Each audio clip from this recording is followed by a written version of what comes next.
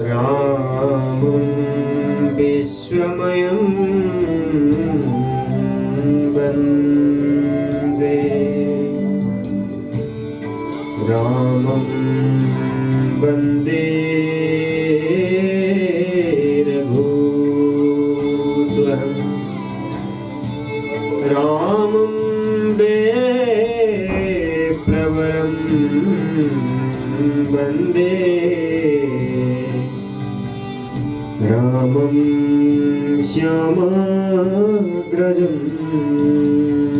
भजे यस्य वागं सुतचितं रम्यं रामायणमृतं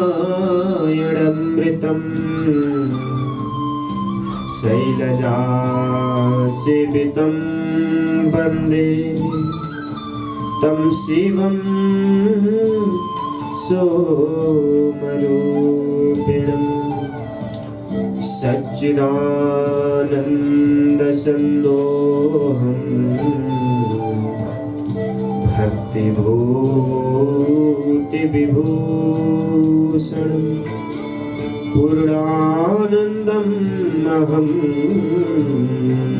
वन्दे सद्गुरुं शङ्करं स्वयं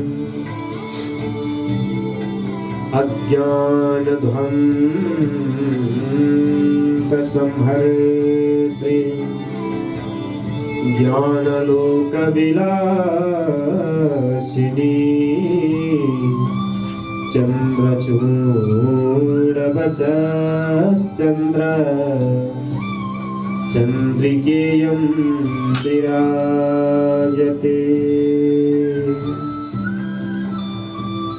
ॐ गुरु ब्रह्मा गुरु विष्णु गुरुदेवो महेश्वरः गुरु साक्षात् परं ब्रह्म तस्मै श्री गुरवे नमः। यो ब्रह्माण्डं विदधाति पूर्वं यो वै वेदांश्च प्रणोति तस्मै तं देवम् आत्मबुद्धिं प्रकाशं मुमुक्षुर्वै शरणमहं प्रपद्ये।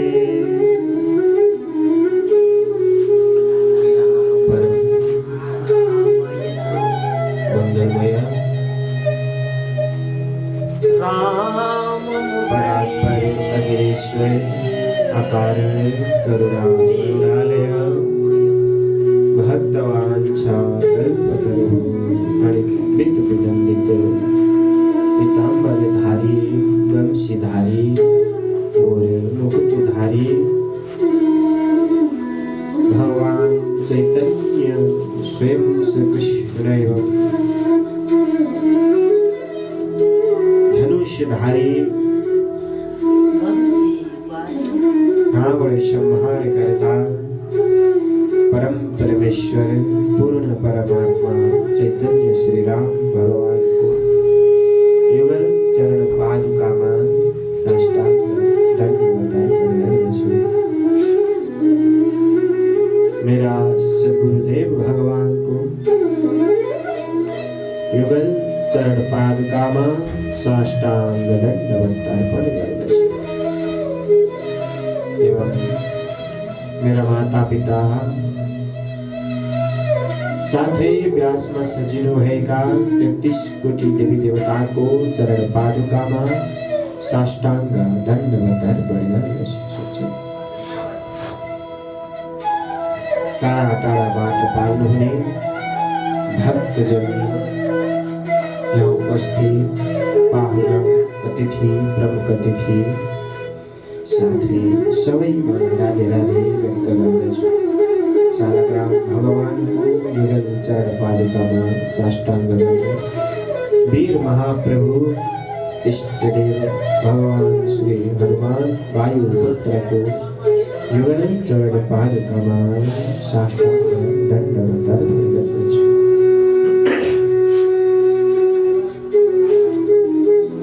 कुनै पनि कुरा अथवा आध्यात्मिक कर्म एवं आध्यात्मिक लाभ भगवानका आशीष कृपाले मात्रै प्राप्त हुन्छन् सज्जनवृन्द। हामी त्यो भाग्यमानी हौं जसले आज भगवानका नाम संकीर्तनहरूलाई गाउने, सम्झिने, कल्पने शुभअवसर प्राप्त गरेका छौं। र आज भगवान श्री मिथिलाधीश श्री रामको दिव्य कथाहरूले सुसज्जित यस श्री रामायण, जसबाट हामी भगवानका दिव्य ज्ञान अमृतहरूलाई पान गर्दै तिनै भगवान श्री रामले देखाएका सत्मार्गमा अगाडि बढ्नको लागि हौसला प्राप्त गर्दछ। कुनै पनि कार्यलाई सफल बनाउनका लागि सबैभन्दा पहिला आफ्नो इष्ट देवता, कुल देवता एवं आफ्ना सम्पूर्ण देवी देवताको आशीर्वाद एवं माता पिता गुरुको आशीर्वाद आवश्यक पर्दछ।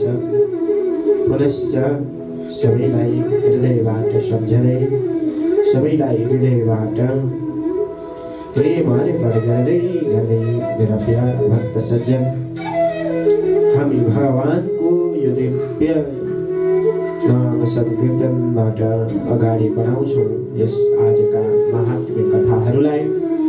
आउनुहोस् हजुरहरू पनि भगवानका दिव्य रसामृतहरूलाई रसपान गर्न उद्यत हुनुहुन्छ भने आफ्ना तन मन सबै कुरा भगवानमा अर्पण गर्दै भगवानका दिव्य कथाहरू श्रवण गर्नुहोस्।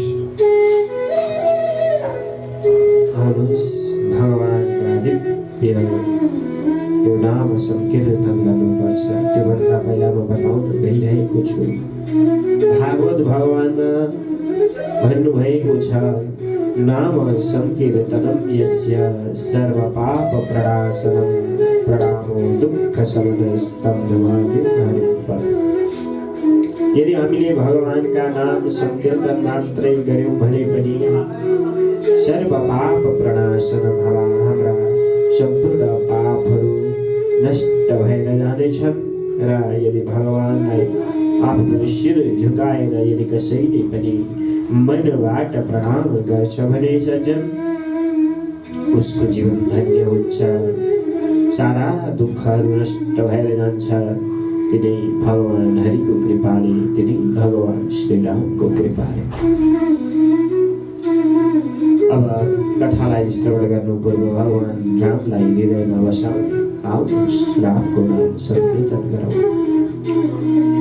श्री राम जय राम जय जय राम, श्री राम जय राम जय जय राम, श्री राम जय राम जय जय राम, श्री राम जय राम जय जय राम, जय रघुनंदन जय घनश्याम, रुक्मिणी वल्लभ राधे श्याम, रुक्मिणी वल्लभ राधे श्याम, श्री राम जय जय राम, श्री राम जय जय राम, जय रघुनंदन जय घनश्याम, जानकी वल्लभ सीताराम। आनंद आनंद आनंद राम, आनंदम प्रभु आनंदम, रघुपति राघव राजा राम पतित पावन सीताराम। ईश्वर माधव तेरो नाम, सबको दर्शन दे भगवान। जय जय रघुपति राघव राजा राम पतित पावन सीताराम। बोले रामचंद्र भगवान को जय।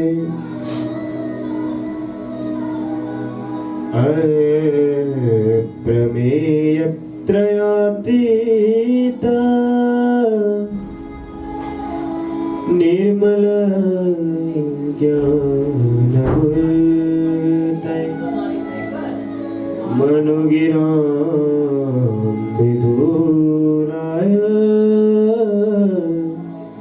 दक्षिणामूर्तये।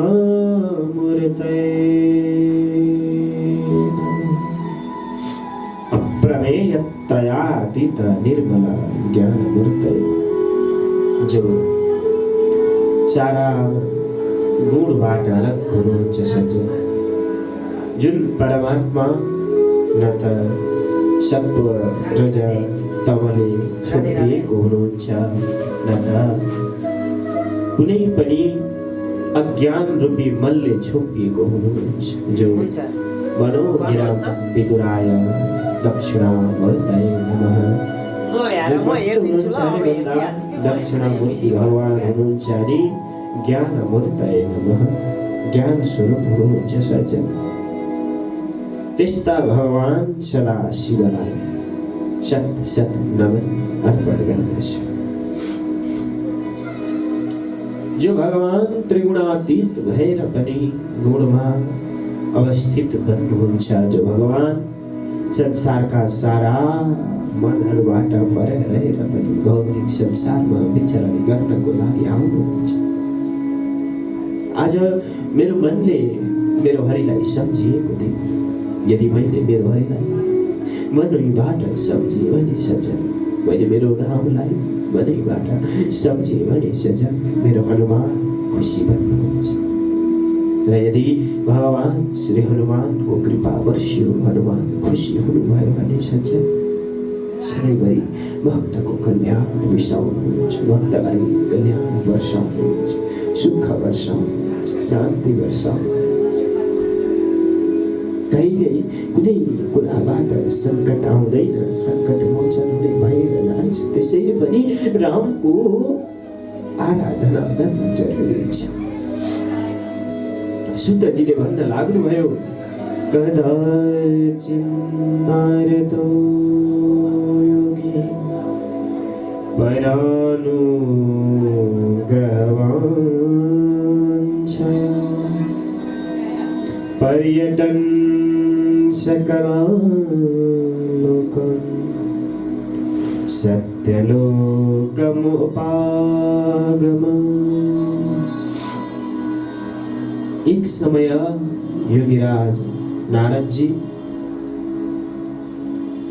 संसारिक जीवहरूलाई उद्धार गर्नको लागि, उनीहरूमाथि कृपा वर्षाउनको लागि, सज्जन सन्त भनेकै सारा दुःख कष्टलाई हरण गर्ने एउटा वैज्ञानिक हो।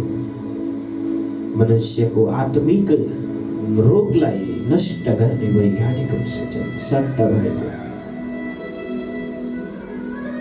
सन्त महन्त त्यत्तिकै घरमा आउँदैनन्। सन्त महन्तको घरमा पाइला पर्नु भनेको सज्जन त्यो घर एउटा मन्दिर समान भएर जानु हो, मन्दिर बनिनु हो सज्जन। मुनि कदाचित् नारदो योगी परानुग्रहवाञ्छ, सबैलाई अनुग्रह वर्षाउनको लागि, कृपा गर्नको लागि पर्यटन सकला लोक, सारा लोकमा घुम्दै घुम्दै सत्यलोकमा पुग्नु भएछ। सत्यलोकमा पुगिसके पछाडि त्यहाँ सारा मूर्तिमान वेदहरूले घेरिएका जहाँ चार वेद पनि मूर्तिमान भएर उभिएका थिए सज्जन वृन्द। अनि त्यस्ता मूर्तिमान जो चाहिँ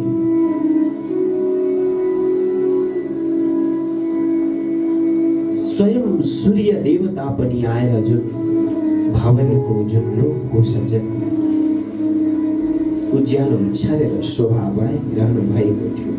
मार्कण्डेय आदि मुनि जनहरूले बारम्बार स्तुति गरिरहेका थिए। मार्कण्डेय आदि मुनिभिः स्तूयमान मुहुर्मुहुः। अनि जसले आएर स्तुति गर्दै थिए सम्पूर्ण पदार्थको ज्ञान भएका अनि भक्तलाई उसको इच्छा अनुसारको फल प्रदान गर्नेवाला माता सरस्वती जगतपति ब्रह्माजीलाई सबैलाई देखिसके पछाडि नारदजी जो पनि श्रेष्ठ हुनुहुन्छ उहाँले साष्टाङ्ग प्रणाम अर्पण गर्नुभएको छ सज्जन। अनि स्तुति गर्न लाग्नुभयो भक्ति भावले। सन्तुष्टस्तं मुनिं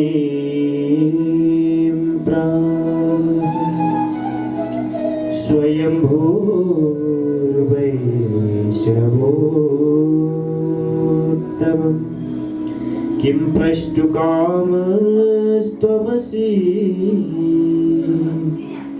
तद्वदिष्यामि ते मुने। तब स्वयं ब्रह्माजीले प्रसन्न भएर सन्तुष्ट मुनिम प्राह अत्यन्त प्रसन्न हुनुभयो। नारदजीले भन्नुभयो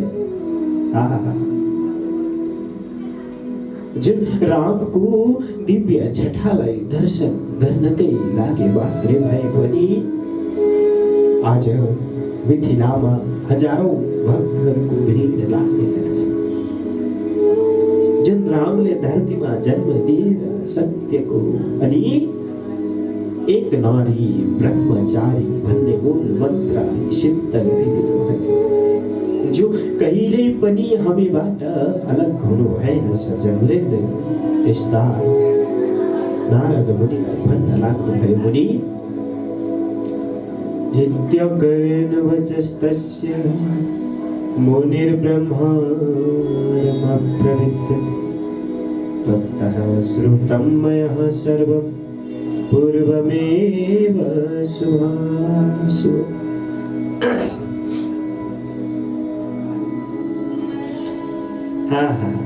ये सुन्न चाहन्छु छोरा, सुन। किनभने भगवानको सम्झना नै जीवको कल्याण हो। जसले रामलाई हृदयमा बसालेको छ, जसले रामलाई हृदयमा कुण्ठित बनाएको छ, कैद गरेको छ, त्यसले यो सारा संसारबाट सहजै मुक्तिको मार्गलाई प्राप्त गर्दछ। यो लोकमा पनि सुख शान्ति समृद्धि पाउँछ र परलोकमा पनि स्वयं वैकुण्ठलाई प्राप्त गर्दछ।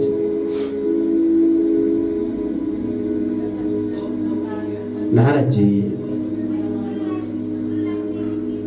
भन्न लाग्नु भएको छ, हे देव श्रेष्ठ, शुभ अशुभ कर्मको वर्णन त मैले पहिल्यैदेखि तपाईबाट सिक्दै आएको छु।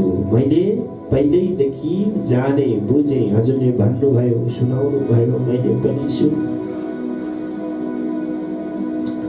यदि ममाथि हजुरको कृपा छ भने नि ब्रह्मदेव, मलाई अत्यन्तै गोपनीय भए पनि त्यो सुनाउनुहोस्। अब घोर कलियुग आइसके पछाडि मनुष्यहरूले पुण्य कर्मलाई छोडिदिन्छन्, उनीहरू पापी भएर जान्छन्, झुठो बोल्छन्, मिथ्या बोल्छन्, अरूलाई नराम्रो भन्छन्, मन वचन कर्मद्वारा सधैँभरि पापै गरिरहन्छन्, पापको बिछौनामा सुत्छन्, पापको थालीमा पापै बस्किएर खान्छन्। अनि पापै हिँड्छन्, पापै बोल्छन्, पापै सोच्छन्, पापै निदाउँछन्, पापै बिउजिन्छन्, पापै कर्म गर्छन्। त्यसैले मलाई यो बताउनुहोस्, त्यस्तो मानिसहरू कसरी उद्धार हुन्छ? उनीहरू नास्तिक पनि भइरहेका छन्। आज भगवान माथि प्रश्न चिन्ह खडा गर्छन्, तेरो नाम खै भन्छन्, तेरो कृष्ण खै भन्छन्, अनि उनीहरू कस्तो हुन्छन्? देहात्म दृष्टयो मूढा नास्तिका पशुबुद्धय माता पित्रे कृतद्वेषास् त्रिदेव काम किं कर।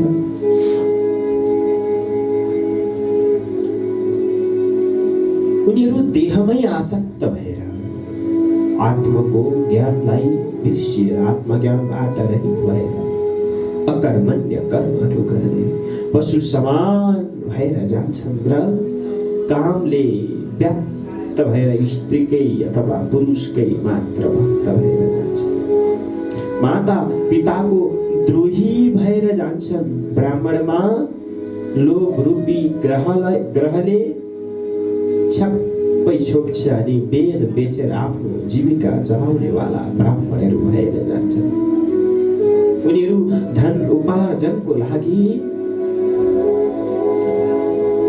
केवल आर्थिक प्रयोजनको लागि मात्रै विद्यालाई प्रयोग गर्ने गर्छन्। सज्जन, मदले उन्मत्त भएर मनुष्यहरूले साँच्चै बाटो बिराउँछन् भगवान। त्यसैले आज मलाई हजुरले बताइदिनुहोस्, क्षत्रिय अनि वैश्यगण पनि स्वधर्मको त्याग गर्नेवाला हुन्छन्। आफ्नो जाति कर्मलाई छोडेर अरूको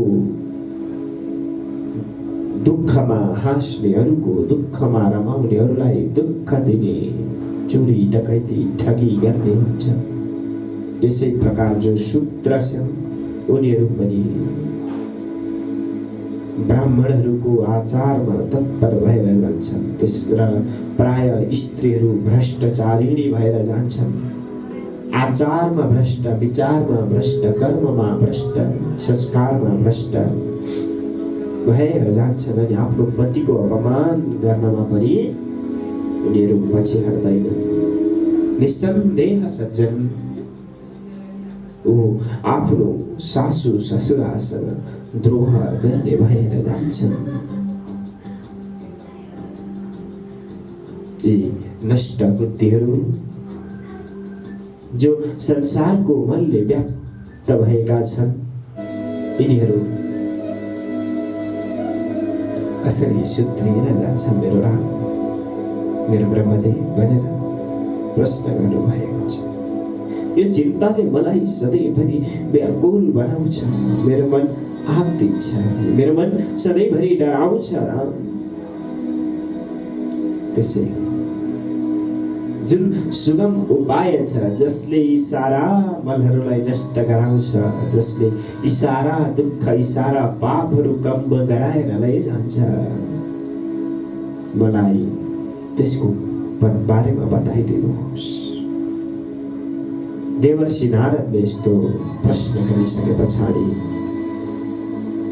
अत्यन्त कमलासनमा अवस्थित ब्रह्माजी खुसी हुनुभयो अनि भन्न लाग्नुभयो, ईदृशैर्वाक्यमाकर्ण्य प्रत्युवाचाम्बुजासनः साधु पृष्ठं त्वया साधु भक्षितच्छ्रेण साधु। हे साधु, तिमीले अत्यन्तै गजबको प्रश्न सोध्यौ। आहा, कति राम्रो प्रश्न सोध्यौ तिमीले। सुन, म तिमीलाई त्यसको बारेमा बताउँछु, तिमीले श्रद्धापूर्वक मेरा कुरालाई सुन्नुपर्छ।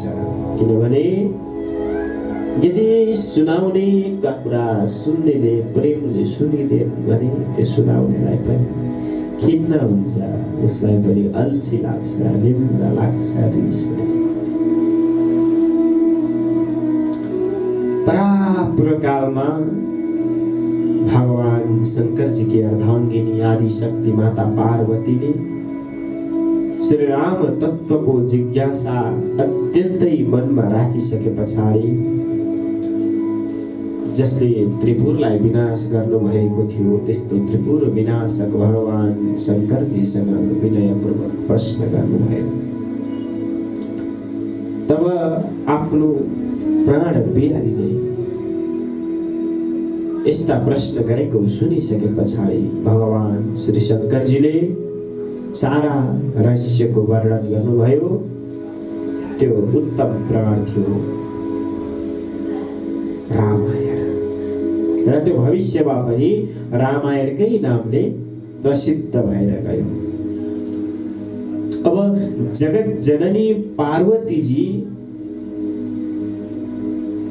तिनै राम तत्वको विचरण गर्दै विचार गर्दै रात दिन पूजा गर्दै त्यसैमा मग्न बन्नुहुन्थ्यो, हराउनुहुन्थ्यो सज्जन। जुन समय प्राणीहरूको सौभाग्यको कारणले गर्दा सज्जन त्यो लोकमा प्रचार भएर जानेछ, मनुष्यहरूले बुझ्नेछन् कि राम कथा साँच्चीकै जीवनमा मनुष्यहरूलाई कतिसम्म सही मार्गमा ल्याउने, धर्ममा मन लगाउने, दुष्कर्महरूबाट टाढा राख्ने एउटा महान ग्रन्थ रहेछ। र यदि कुनै पनि व्यक्तिले रामायणको अध्ययन मात्रै गर्यो भने पनि त्यो सज्जन शुभगतिलाई प्राप्त गर्छन् र स्वयं वैकुण्ठको यात्रामा अगाडि बढ्नेछन्।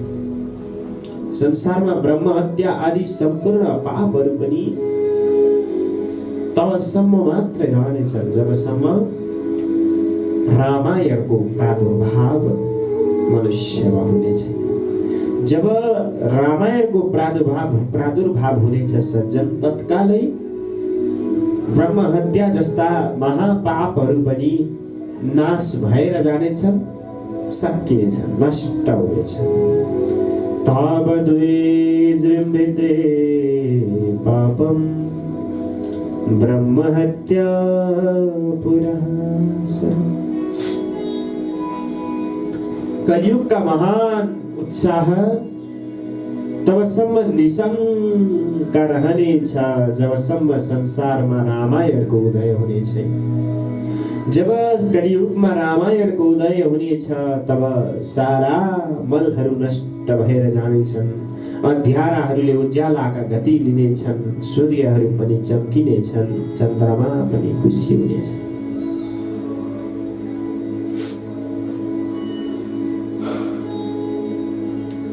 यमराज का सुरवीर यमदूतहरू पनि तबसम्म संसारमा निर्भय भएर भड्किनेछन् जबसम्म यो धरतीमा रामायणको विचरण हुँदैन। जब यो धरतीमा रामायणले जन्म लिन्छ, भगवान श्री रामका कथाहरूले जन्म लिन्छन्, तब समादरणीय भक्त सज्जन यमराजका ती पार्षद ती दूतहरू पनि डराएर लुक्नेछन्, भाग्नेछन् सज्जन।